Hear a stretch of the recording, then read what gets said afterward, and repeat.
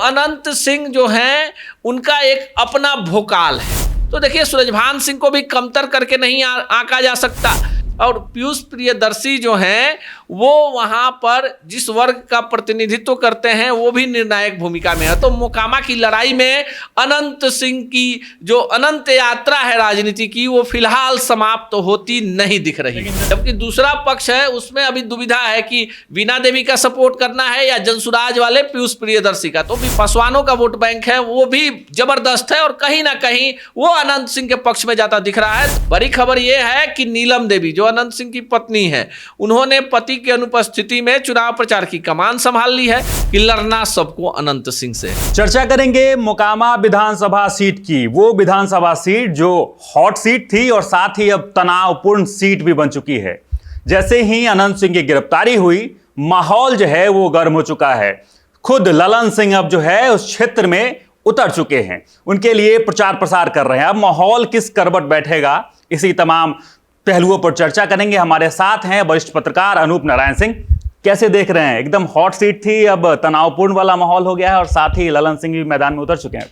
देखिए जो मोकामा की सीट है पार्टी कोई हो नेता कोई हो जीत तो अनंत सिंह की होती है। अनंत सिंह ने मोकामा में इस तरह का अपना एक जनता पर जादू कर रखा है। आप बाहुबली हो, आपके ऊपर कई सारे आरोप लगे। आप देखिए पिछले कई चुनाव की बात करते हैं, अनंत सिंह जदयू से चुनाव जीतते थे, फिर अनंत सिंह की खटपट हो गई जदयू से, आरजेडी से 2020 में चुनाव लड़ गए, बीच में उनके ऊपर मामला चला, जेल जाना पड़ा, इस्तीफा देना पड़ा। उनकी पत्नी नीलम देवी लड़ी, वो जीत गई। इसके पहले निर्दलीय चुनाव जीते, उसके पहले जदयू से चुनाव जीते। तो अनंत सिंह जो हैं उनका एक अपना भोकाल है। अनंत सिंह जो है भोकाल है। अब चूंकि वहां पर दुलारचंद यादव की हत्या हुई है और चुनाव के दौरान हुई है और आरोप अनंत सिंह पर लगा है, तो ऐसे में अनंत सिंह जेल चले गए हैं। जो मोकामा है, मोकामा के बारे में कहा जाता है कि भूमिहारों का गढ़ है। भूमिहार वहां पर निर्णायक भूमिका में है।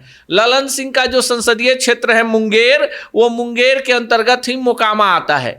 ऐसे में अनंत सिंह की अनुपस्थिति में ललन सिंह और साथ में सम्राट चौधरी भी आज नजर आए हैं जो मोकामा में उनके लिए रोड शो कर रहे हैं। बड़ी खबर यह है कि नीलम देवी जो अनंत सिंह की पत्नी है उन्होंने पति की अनुपस्थिति में चुनाव प्रचार की कमान संभाल ली है।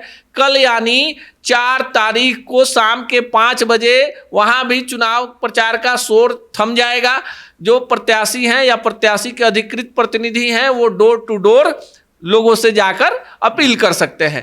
6 तारीख को वोट डाला जाना है। आज आप और हम जो बात कर रहे हैं 3 तारीख है, यानी 24 घंटे से भी कम समय अब बचा हुआ है चुनाव प्रचार का, और चुनाव में जो है 48 घंटे का समय बचा हुआ है। ऐसे में अनंत सिंह नहीं है तो उनके जो चाहने वाले हैं, उनके जो सपोर्टर हैं, एनडीए के जो बड़े नेता हैं, उनको लगता है कि जो मोकामा में जिस तरह का हाइप बनाने का कोशिश किया गया है, यादव बनाम भूमिहार, इसका असर कई सीटों पर पड़ सकता है, तो उसको पाटने की कोशिश की जा रही है।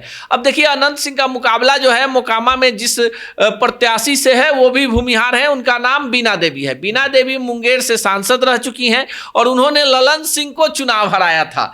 उनके पति सूरजभान सिंह मोकामा से विधायक रह चुके हैं और बलिया परिसीमन से पहले खगड़िया और बेगूसराय के बीच में एक संसदीय सीट हुआ करती थी बलिया, वहां से सूरजभान सिंह सांसद रहे। उसके बाद सूरजभान सिंह के भाई चंदन सिंह जो है नवादा से सांसद थे। हालांकि इस बार उनको टिकट नहीं मिला, गठबंधन का ऐसा गांठ खुल गया, पशुपति पारस कमजोर हो गए, चिराग पासवान मजबूत हो गए। तो देखिए सूरजभान सिंह को भी कमतर करके नहीं आंका जा सकता। लेकिन वहां पर जो तीसरा धारा है और तीसरे धारे में ही पूरा खेल फंसा हुआ है, उस उम्मीदवार का नाम है पीयूष प्रियदर्शी। और पीयूष प्रियदर्शी जो हैं वो वहां पर जिस वर्ग का प्रतिनिधित्व करते हैं वो भी निर्णायक भूमिका में अति पिछड़ी जाति है।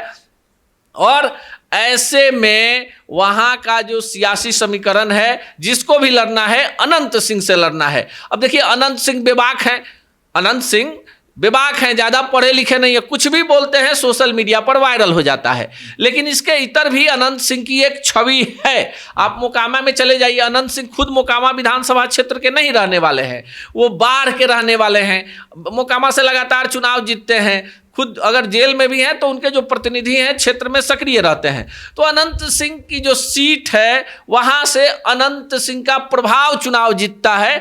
ऐसे में अनंत सिंह के जेल जाने के बाद वहां उनके समर्थक जो हैं वो ज्यादा एकजुट हो गए हैं, जबकि दूसरा पक्ष है उसमें अभी दुविधा है कि वीणा देवी का सपोर्ट करना है या जनसुराज वाले पीयूष प्रियदर्शी का। तो विपक्ष वहां बिखरा हुआ है और जदयू, बीजेपी, चिराग पासवान, देखिए चिराग पासवान के हम इसलिए बार बार चर्चा कर रहे हैं कि जिस मोकामा टाल में दुलारचंद यादव की हत्या हुई है वहां बाबा चौहरमल का मेला लगता है और जो पासवान जाति है, दुसाध जाति है, उसमें उनको भगवान माना जाता है चौहरमल बाबा को, और वहां मेला लगता है। तो जो ये वोट बैंक है, पासवानों का वोट बैंक है, वो भी जबरदस्त है और कहीं ना कहीं वो अनंत सिंह के पक्ष में जाता दिख रहा है। तो मोकामा की लड़ाई में अनंत सिंह की जो अनंत यात्रा है राजनीति की, वो फिलहाल समाप्त तो होती नहीं दिख रही है। लेकिन चर्चाएं ये भी है कि सबसे ज्यादा वोटर जो है वो भूमिहार के हैं। उसके बाद बात कर लेते हैं तो यादव का है, और दुलारचंद की जो हत्या हुई है उसके बाद जो है तमाम यादव वोट जो है वो एकत्रित होकर जो है सूरजभान सिंह के पक्ष में चले गए। तो क्या उनका तो वोट फिक्स है, लेकिन क्या जो भूमिहार के वोटरों में है, क्या उसमें से सूरजभान सिंह वोट तोड़ पाएंगे? देखिए सुधांशु, हम आपको यहाँ थोड़ा सा करेक्ट करेंगे। जातीय समीकरण की बात करें तो भूमिहार और उसके बाद धानुक वहाँ पर सबसे ज़्यादा हैं। पीयूष प्रियदर्शी जो हैं बांका के रहने वाले हैं और धानुक जाति से आते हैं। 2024 के लोकसभा चुनाव में यहाँ से अखिलेश महतो की पत्नी चुनाव लड़ रही थी। अखिलेश महतो का भी प्रभाव है, बगल के नवादा के रहने वाले हैं और यहाँ पर एनडीए पिछड़ गई थी मोकामा में। इसके बहुत सारे कारण थे, बहुत सारा चीज था, लेकिन उन कील कांटों को दुरुस्त कर दिया गया है। तो जो धानुक जाति है वो देखिए, धानुक जो है वो पीयूष प्रियदर्शी को वोट करेंगे या बीना देवी को वोट करेंगे, ये अभी तक क्लियर नहीं हो पाया है। लेकिन अनंत सिंह का जो अपना बाकी जातियों का प्रभाव है, यादव जो है वो भी दुविधा में है। अगर वो बीना देवी के साथ जाते हैं तो फिर पीयूष प्रियदर्शी इधर धानुक का वोट लेंगे तो वोटों में बिखराव हो जाएगा। कई बार क्या होता है कि 1 और 1 11 नहीं होता, 1 और 1 2 हो जाता है, और कई बार सियासत में 1 और 1 11 हो जाता है। यानी भूमिहार, अति पिछड़ा, पिछड़ा, राजपूत, ब्राह्मण, वैश्य और बहुत सारा ऐसा वर्ग है जिस पर अनंत सिंह का सीधा प्रभाव है। आप कई सारे वीडियो देख लीजिए अनंत सिंह का कि प्रथम चरण में कई सारे बड़े बड़े दिग्गज हैं, तेजस्वी यादव, तेज प्रताप यादव, खेसारी यादव, मैथिली ठाकुर, मंगल पांडे, विजय कुमार चौधरी, कई चेहरे हैं। पटना शहरी क्षेत्र की भी बात कर लीजिए। लेकिन चर्चा किसकी हो रही है? सोशल मीडिया का युग है, अनंत सिंह का। टीआरपी किसको है? अनंत सिंह का। तो जितने लोग वीडियो देख रहे हैं ना, तो जो अनंत सिंह के सपोर्टर हैं उनको लग रहा है कि अनंत सिंह को इस मामले में फंसाया गया है। जिनकी भी हत्या हुई है उस पक्ष के तरफ से एफआईआर है, अनंत सिंह के तरफ से एफआईआर है, पुलिस ने एक एफआईआर किया है और अब तक 110 से ज्यादा लोगों की गिरफ्तारी हो गई है। एसआईटी का गठन कर दिया है, सीआईडी की टीम घटनास्थल पर जाकर एक एक चीजों को एकत्रित कर रही है।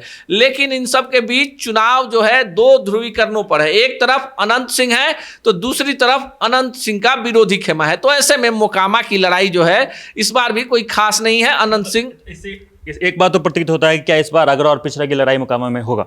कहीं ना कहीं देखिए, दुलारचंद यादव भी वहां काफी लोकप्रिय थे, एक वर्ग का प्रतिनिधित्व करते थे। किसी जमाने में आरजेडी के थे, अभी वो पीयूष प्रियदर्शी का सपोर्ट कर रहे थे। उनकी हत्या के बाद आरजेडी भी जो है वो उस चीज को बुनाना चाहती है। लेकिन सबसे बड़ा जो बात है वहां पर कि लड़ना सबको अनंत सिंह से है।